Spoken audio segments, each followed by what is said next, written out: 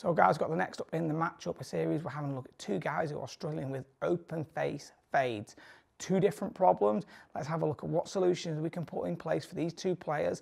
And if you struggle with any of these problems, there's loads of stuff in here that's guaranteed to help you with your game. So we've got two guys in who are struggling with similar problems here. We've got Tim and we have got Ben, both off 16 handicap. I would have to say, before we even start this, Ben possibly swings it the best 60 handicap I've ever seen. Okay, so there's got to be other areas of his game that he's got to be struggling with to still be off 16. Both guys are struggling with push cuts, so we'll have a look at what those are. Someone says a bit slicey, but the predominant thing is club face being open. So let's take a look at both of their swings. We're going to start off with Ben. And as I say, Ben swings it absolutely worldy. So we can see here with Ben, address position's absolutely fantastic, maybe a little bit towards the toes there at address. When we have a look at this here, we can just see that if we just get it from the back of the armpit line there, just a tiny bit towards the front of the toes, but overall really, really, really good. Going back here, swing plane back is absolutely class. So what we'll see is as we take this towards that top of the backswing, we get first move away, club face in a good position at the top, so neutral there at the top, it's absolutely fantastic.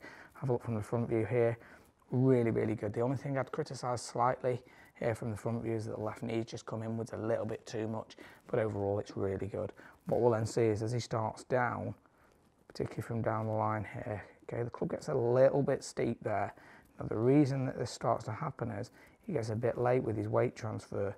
So his lower body doesn't shift across, the left knee doesn't move outwards enough or fast enough in this direction, and that pressure therefore then stays on that back foot and he doesn't move, and he doesn't get over and around that left side, and therefore create enough compression. So hanging back is leaving that face open, that's the main reason for the fault. So we can have a look at him in the transition. So quickly having a look at Ben, what we are seeing is from address here, posture is absolutely class. But what we're seeing is once he gets that club to the top of the backswing up here, we see that the weight and everything else stays on the back foot a bit much. So it comes down a little bit steep here. He doesn't get the club to shallow. So because he gets the club steep, what he then does is he tilts back. And as he tilts back, he has the habit of leaving the club face open. So what I'm meaning by this is once you've got it towards your top of the backswing here, if you don't get the weight transfer going across to shallow the club in, we can see now he gets a bit steep here, and he sort of hangs back a little bit, which leaves that face open. So that's the reason for a lot of his problems. Now what I would encourage him to do is do two things. Number one is actually get a feeling for what impact should be like. So from address here, rehearse what impact is. So here's address, and now we go, here is impact. So we can see now he's over the left side, right palm's pushing down against the side of the left thumb, weight's over that left side, it's opening up, and we see there's going to be compression because the shaft is going to get some pressure from the right palm down, which you can see is they're going to de-loft it and get him over that left side. That's going to be absolutely brilliant because it's going to teach him what that right palm should be doing at impact. Rather than tilting backwards, it's pushing downwards. The other drill I really, really want him to do a lot of work on is going to be from this top of the backswing here, is to understand that the lower body starts down first and at the same time really understand how the club can shallow. So what I want him to do is from the top, take the right hand off, put it onto the palm here like this on the club. Then from there, as he starts down, feel that left knee, go forwards, and feel like that right palm can start to look towards the sky, which will therefore get that club shallower. What he'll want to also do is just feel like that left wrist can start to flatten, which will get everything matched into the club face, and then understand how that right palm and the club face come through impact together. They're going to be great drills for him right there. So it's about him changing that transition move and understanding how he can deliver that into impact. So the next guy we're going to have a quick look at now is going to be Tim. So having a look at Tim right here, what we're seeing here is stance is a little bit wide here at address, but that aside, very, very good in terms of posture. What we then see is the arms get a bit away from the body in this first move. So they separate away a touch, and then as he gets towards that top of the backswing, gets the club really quite long.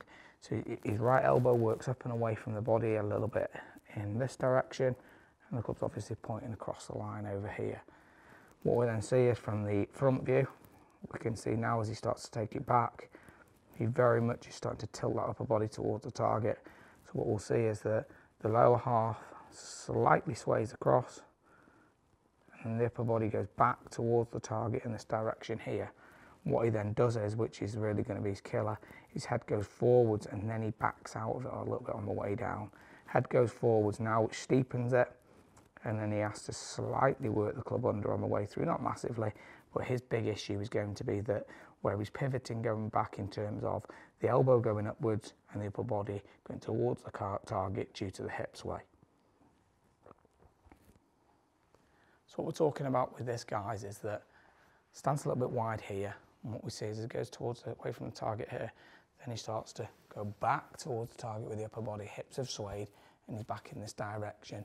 From here then, you can't really make a weight transfer through. So everything goes forwards and then has to back out of it on the way through. Now the reason that this is the problem is that when the upper body from about halfway back here goes towards the target, that's what's going to then make the right elbow move away and the club get across the line. Then he goes forwards with the head because the head is already nearer to the target at the top because the hips have swayed across. This is quite a big problem because what he's then going to be really struggling to do is ever get that club to shallow on the way down. It's actually a pretty easy fix, this one, because it's just a pivot issue.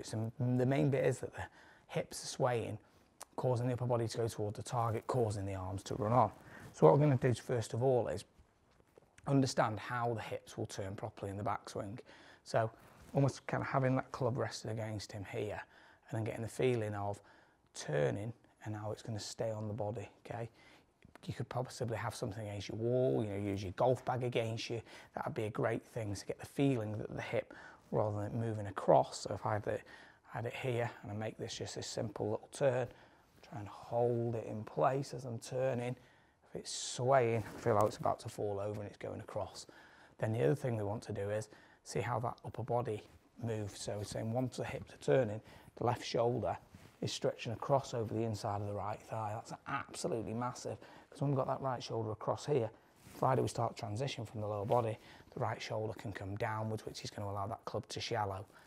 A way that I would like you to see this happening is get the club across here, maybe even just put it under the armpit there just a little bit, just hold this in place. Okay, and then what we're going to do is once you're from that top, you've got the grip over the inside of the right foot.